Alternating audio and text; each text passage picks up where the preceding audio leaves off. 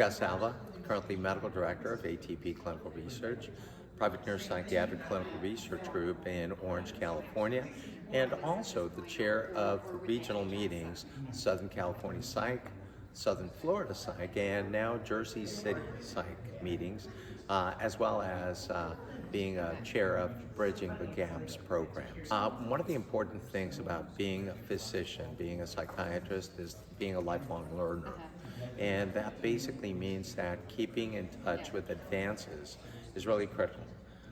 Different conferences afford the opportunity for condensing information in a spot in which somebody can actually be able to accomplish that relatively quickly, right?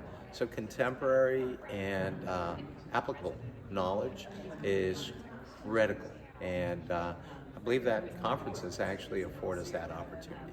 Now, depression can take on many different loads, and probably the easiest thing that we can combat still is stigma.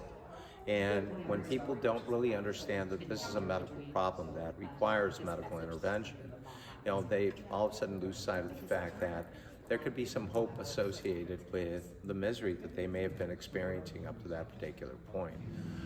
The beauty is that our field has been quite fluid in this particular space, and we have many more ways of addressing this problem in a more effective manner.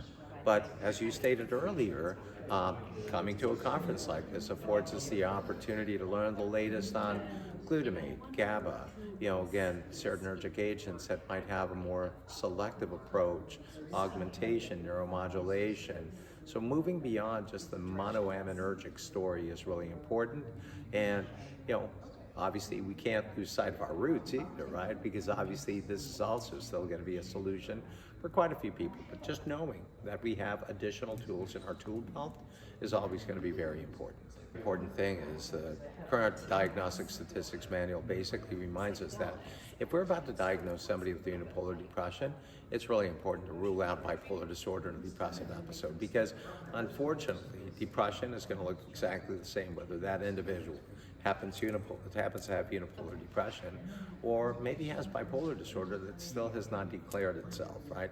And by that declaration, that means that that individual's experienced a manic or a hypomanic episode. So that's probably the most important piece, because above all, we don't want to harm the patient. And if we were to treat somebody with an antidepressant without a mood stabilizer on board, we might actually be doing more harm to that patient than good. And so we always want to make sure that we know exactly what it is that we're dealing with, and then subsequently treat it in an effective manner.